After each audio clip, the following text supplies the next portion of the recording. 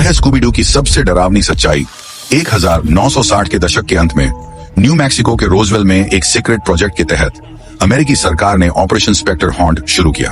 उद्देश्य एक ऐसी टीम तैयार करना जो उन रहस्यों को सुलझा सके जो कोई और नहीं कर सकता।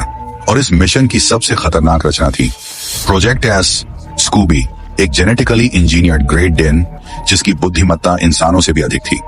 लेकिन वह अकेला नहीं था। फ्रेड, डेफनी, वेल्मा और शैगी ये सिर्फ साधारण युवक नहीं थे, बल्कि सरकार द्वारा तैयार किए गए सीक्रेट ऑपरेटिव्स एजेंट्स थे। फ्रेड एक जन्मजात लीडर जिसे मिलिट्री टैक्टिक्स में ट्रेनिंग दी गई थी।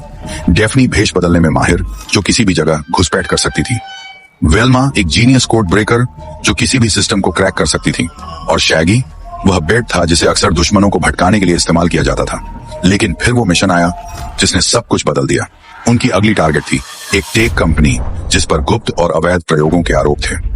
उनकी जिम्मेदारी थी एक अल्ट्रा कॉन्फिडेंशियल फाइल को उस इमारत से निकालना जो सरकार के लिए बेहद जरूरी थी। लेकिन कुछ गड़बड़ हो गई। घुप अंधेरे और सुरक्षा कैमरों से भरी उस इमारत में जैसे ही वे अंदर बढ़े उन्हें एक गुप्त लैब मिली। वहां कई पिंजरे थे जिनमें भयानक, अधूरे और असफल प्रयोग कैद थे। कुछ की हालत इतनी भयावह थी कि उन्हें देखना भी मुश्किल था।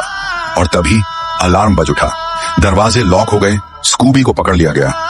वह चीखता रहा मगर एक कंटेनमेंट सेल में घसीट लिया गया। वेल्मा सिक्योरिटी लॉकडाउन को तोड़ने की कोशिश करने लगी जबकि फ्रेड और डेफनी गार्ड से भिड़ गए। लेकिन सबसे भयानक बात, शैगी अचानक गायब हो गया।